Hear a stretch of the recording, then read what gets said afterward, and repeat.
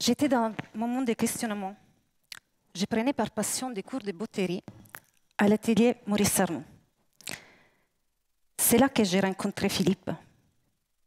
Il m'a dit « Laura, vous ne travaillerez jamais avec moi. Vous êtes trop âgée pour cela. » Ça, c'est la première phrase que j'ai entendue de la bouche de Philippe. Mais mon envie d'apprendre était tellement forte que je ne me suis pas laissée abattre. Il faut dire que cette remarque, je l'avais déjà entendue. Philippe n'était pas le seul à penser que pour apprendre un métier, il y avait un âge. À 30 ans, un jeune bottier, qui connaissait ma passion pour la chaussure, il m'avait glissé à l'oreille. « Laura, tu le sais, tu ne feras jamais ce métier. Tu es trop vieille. »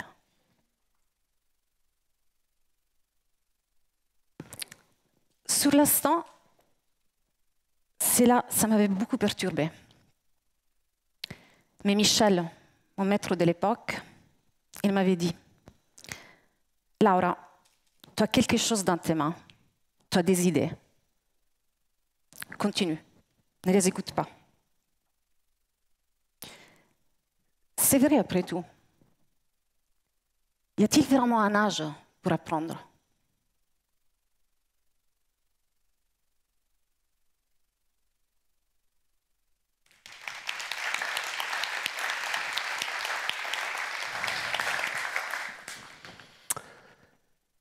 Oui, à 15-16 ans, les apprentis sont malléables, dociles. Et ils appliquent rigoureusement les gestes et les méthodes qu'on leur inculque. C'est la raison pour laquelle j'ai des freins, des limites pour apprendre à quelqu'un qui a 30 ans. Parce qu'on n'applique pas les recommandations comme les jeunes. J'entends que Laura, vous ne travaillerez jamais avec moi. Vous êtes trop âgée pour cela, puisse paraître un peu rude. Laissez-moi vous donner un peu plus de précision. J'ai fait les compagnons du devoir et personnellement, j'ai commencé à 16 ans. Alors, pour moi, un apprentissage, c'est quelque chose qui commence tôt, très tôt. Et à la fois, j'ai un contre-exemple. Un ami de 40 ans, fils de joaillier, est venu faire une formation dans mon atelier. Je l'entends encore me dire « Oui, mais je ne me sens pas à l'aise de faire le geste comme tu me le montres. J'aimerais le faire de cette façon-là. » Ok, fais-le. C'est pas comme ça qu'il faut faire, mais fais-le. Évidemment, il a raté sa pièce. Puis il a compris que mes gestes, dans ce contexte, étaient les bons. Il a dit ne plus jamais remettre en cause mes conseils, ce qu'il a fait. Quand on est détenteur d'un savoir-faire millénaire, on transmet les bons gestes, les bonnes méthodes, celles de ceux nous l'ayant transmis par le passé. Ça s'appelle le respect. C'est pour cette raison que je préférais les jeunes, pas tant pour leur âge, mais pour leur état d'esprit. État d'esprit que finalement j'ai retrouvé chez Laura. Quand on est plus âgé, on réfléchit trop. Ça demande donc un effort pour endosser l'uniforme de l'apprenti, pour apprendre correctement. La passion est un moteur dont personne connaît la pleine puissance.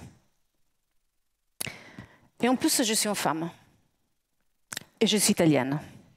Autant vous dire que je n'ai pas d'âge.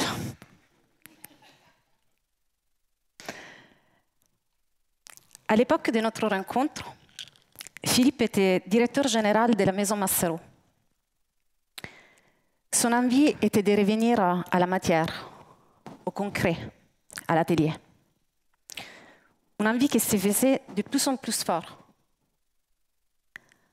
Au début, il m'a proposé un poste d'assistante. Mais cela, ce n'est pas fait, parce qu'entre-temps, il m'annonce qu'il va quitter la maison. Génial! On va pouvoir monter un atelier ensemble. Il explosait de rire. Mais nous l'avons fait. Je suis anthropologue et designer de formation. Alors, ce n'était pas facile pour moi d'être à la fois à la communication, au design et à la production. Ça a été même compliqué, parce que Philippe, il s'attendait aux manualités que je n'avais pas encore à l'époque. Mais je voyais une énorme patience de sa part, beaucoup de bienveillance et d'indulgence. Notre collaboration, il a duré 6 ans. C'était très dur de s'apprivoiser. Je pense qu'il appliquait l'approche qu'il avait intégrée, celle des compagnons. Et avec moi, ce n'est pas si fluide que ça. Oui, Laura n'a pas la docilité des jeunes compagnons. Elle a un esprit critique. Il était important pour nous de nous apprivoiser pour mieux nous comprendre.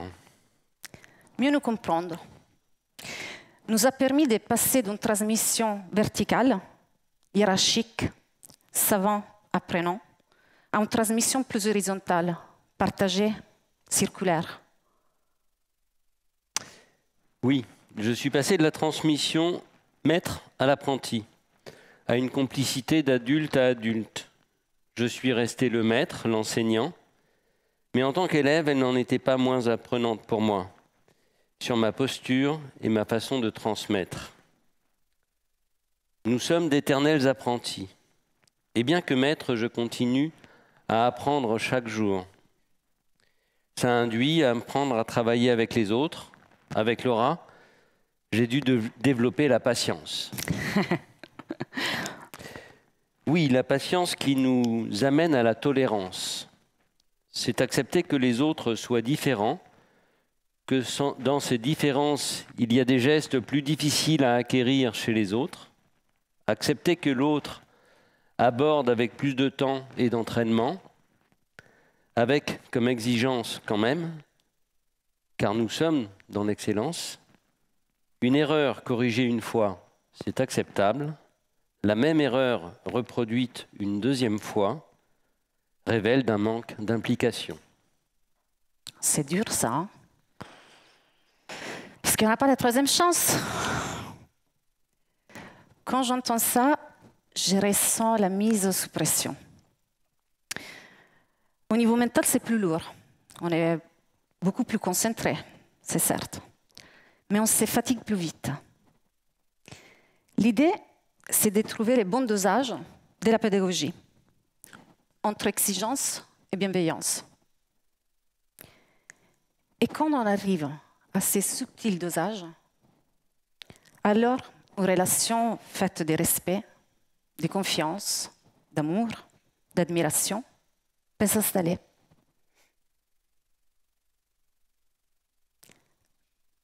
Philippe n'est pas grand, mais il a du charisme. Quand il rentre dans une pièce, tu ne peux pas passer à côté de son énergie, de sa présence.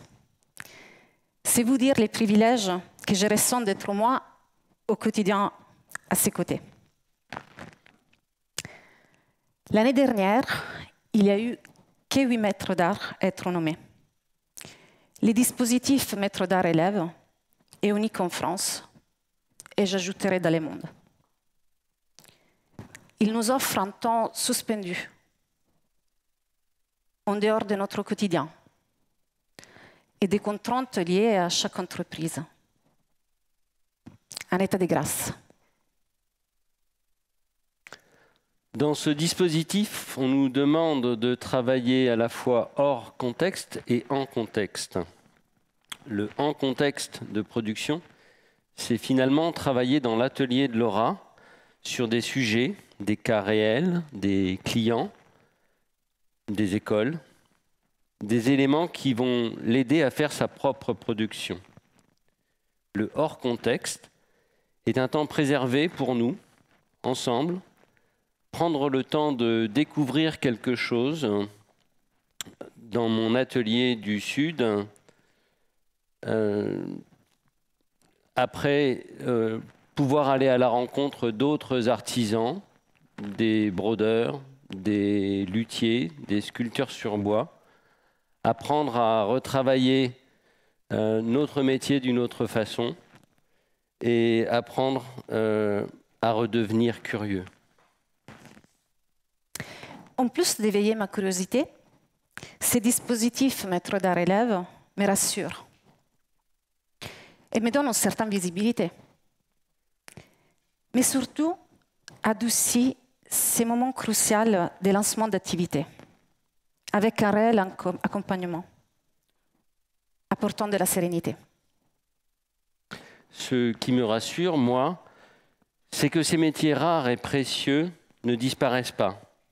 J'avais envie de transmettre, de pérenniser un savoir-faire remarquable, pour lequel il n'y a presque plus de formation, pour lequel il y a de moins en moins d'artisans, et aucune femme, à part Laura.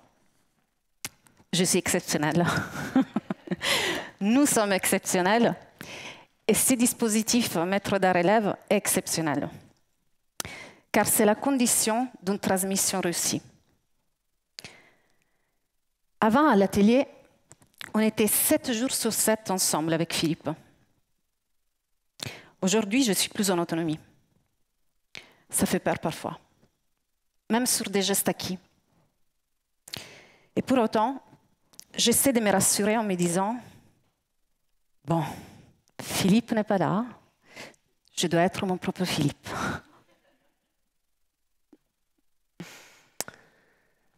Aujourd'hui, nous sommes en chemin. Il nous reste 3 ans pour permettre à Laura de compléter sa formation et pouvoir ainsi prendre ses bottes de 7 lieux. Je ressens une sérénité en moi quant à l'avenir de Laura. Elle a du talent. Je reste en soutien avec plus de distance. Je sais que bientôt, elle n'aura plus forcément besoin de moi et je m'y prépare psychologiquement. C'est un cycle. Le métier de bottier est un savoir-faire qui nous a été transmis en héritage. Nous n'en sommes pas les détenteurs. Nous ne sommes, Laura et moi, que des passeurs. Merci.